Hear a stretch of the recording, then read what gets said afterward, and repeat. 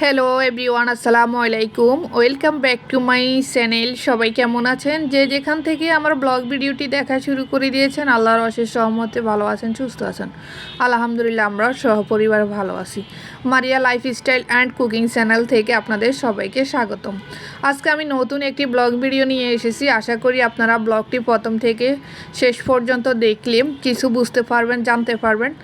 তো আশা করি আপনারা পুরো ব্লগ জুড়ে আমার সাথে থাকবেন। তো এটা হচ্ছে আমার সামনের ফ্ল্যাটটা, মানে আমি যে বাসাতে বর্তমানে আছি তার সামনের বাসাটা। তো আমি সামনের বাসাটা ঢাকা বিশ্ববিদ্যালয় প্রশাসনের কাছ থেকে এক সপ্তাহ মেবি অথবা 15 দিন, যে কয়দিন আমার বাসার কাজ কমপ্লিট না হবে সেই কয়দিন আমি এই বাসাটায় থাকবো। তো আমার বাবা সকালে চাবি নিয়ে আসছে। ওনারা চলে গেছে গত মাসের 31 তারিখে, মানে একত্রিশে ডিসেম্বর ওনাদের ম্যাথ শেষ হয়ে গেছে। তো ওনারা চলে গেল। তো ওনারা যে গেছে চাবিটা তো প্রশাসনের কাছে জমা দিয়ে গেছে। তো আমার বাবা আজকে সকাল 10টার সময় গিয়ে বাসার চাবিটা নিয়ে এসেছে। আনার পরে এই যে আমরা দেখতেছি পুরো বাসাটা কেমন। আপনি যদি আমার চ্যানেলে নতুন হয়ে থাকেন, প্লিজ চ্যানেলটি সাবস্ক্রাইব করে বেল বাটনটি অন করে দিবেন। আমার ভিডিওর কোনো অংশ যদি আপনাদের ভালো লেগে থাকে তাহলে একটি লাইক দিয়ে আমার পাশে থাকতে পারেন। ভিডিওটি লাইক, কমেন্ট, শেয়ার অবশ্যই করবেন ভাইয়া আপুরা, প্লিজ। তো এখানে দেখেন ওনারা যে অবস্থায় বাসাটা রেখে গেল, মানে ঢাকা বিশ্ববিদ্যালয়ের বাসা তো তো যার যেমন ভালো লাগে সে তেমনভাবে চলার চেষ্টা করে আর কি। তো ওনারা একটা লাইট বা একটা ফ্যান কিছুই নিজেদের রেখে যায় না। এই ফ্যানটা ঢাকা বিশ্ববিদ্যালয়ের, তো এই জন্য সরকারি ফ্যান, এই একটা ফ্যানে আছে ওনাদের। আর নাহলে সব কিছু মানে আমাদের লাইট, ফ্যান সব কিছু লাগিয়ে বাসাটা কয়দিনের জন্য আমরা থাকবো আর কি। তো এখানে ওনাদের স্মৃতি হিসেবে শুধু ঢাকা বিশ্ববিদ্যালয়ে একটা ক্যালেন্ডার রেখে গেছে, মানে ওনাদের চাকরি শেষ, এজন্য মনে হয় ওনারা আর ক্যালেন্ডারটা নেয়নি। দেখেন ওনারা এই যে সকেটগুলো পর্যন্ত খুলে নিয়ে গেছে কারেন্টের, ওনারা লাগিয়েছে, এই জন্য ওনাদেরটা ওনারা নিয়ে গেছে। কিন্তু আসলে এটা না করলেও পারতো। এখানে কয়টা সকেটের দাম আর কত টাকাই বলেন। তো এই জন্য আমি মানে আজকে বাসাটা যেতে পারতাম, কিন্তু কারেন্টের কারণ আমি যেতে পারতেছি না, কারণ আমার তো কারেন্টের লাইনের করতে হবে, তারপর আমার যেতে হবে। তো এখানে যে আমার বাসাটা দেখেন একবারে মেন রোডের পাশেই। তো এখানে আমি এখন বাসাটা সুন্দর করে আগে উপর থেকে ঝেড়ে ফেলে দিয়ে জানালাগুলো পরিষ্কার করে নিচে ঝাড়ু দিয়ে তারপরে মুছে আমি এই বাসাটাতে আমার ফার্নিচার আমরা আসতে হবে, এছাড়া আর উপায় নাই। দেখেন জানালাগুলোর অবস্থা কি, ওনারা মনে যাবার কারণে মানে গত কয়েক মাস মনে হয় এগুলার মধ্যে একবার হাত দেয় নেই, এরকম অবস্থা। এত শীতের মধ্যে বাসা বদলানোর কাজ যে কঠিন, যারা এর মধ্যে আছে তারাই বুঝবে, আর যারা ল্যাপ কম্বলের তলে আছে তারা বুঝবে না। আজকে ঢাকার মধ্যে সর্বনিম্ন তাপমাত্রা রেকর্ড করা হয়েছে, এর মধ্যে আমি বাসার চাবি পেয়েছি, আমার ওই বাসার প্রচুর কাজ করতে হবে। তো এই জন্য আর কি বাধ্য হয়ে শীতের মধ্যে এরকম একটা বাসার মধ্যে আসছি। আমি আমার ওই বাসাটাও আপনাদের মাঝে শেয়ার করব। আপনারা বেশি বেশি আমাকে সাপোর্ট করবেন, কমেন্টস করবেন প্লিজ ভাইয়া আপুরা, সবাই কমেন্টস করবেন। তো এখন তো জানেন এত শীতের মধ্যে একটা বাসা চেঞ্জ করা যে কত কঠিন। তো আমি আগে জানালাগুলোকে ভালো করে ঝেড়ে ফেলে দিব, দিয়ে আমি সাবান পানি দিয়ে পরিষ্কার করতাম, কিন্তু এত ঠান্ডার মধ্যে আমি পারবো না।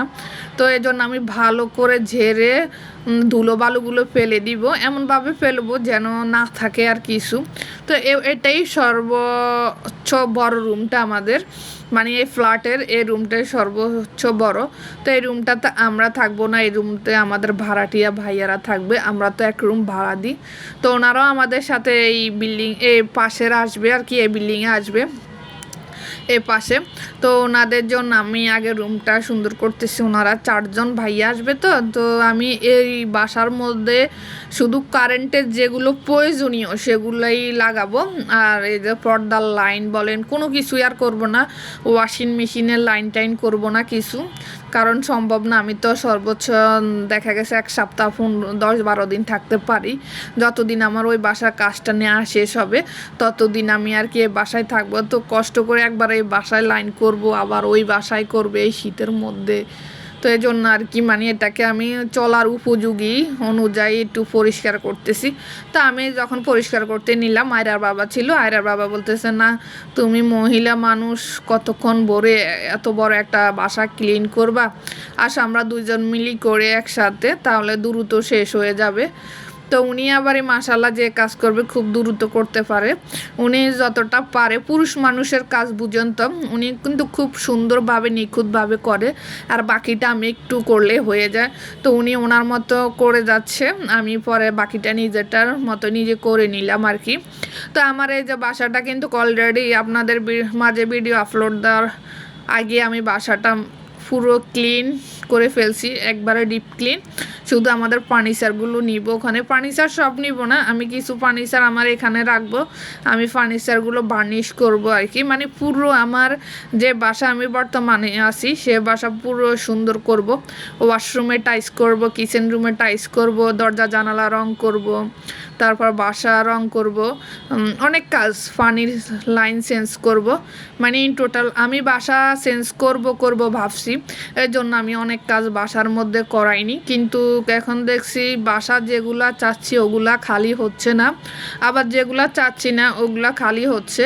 আমি নিচতলায় আর 5তলা 4তলা যাব না, কারণ আমার বাবা অসুস্থ, যেতে পারবো না, এই জন্য ওই দিকের বাসা আমি নিব না।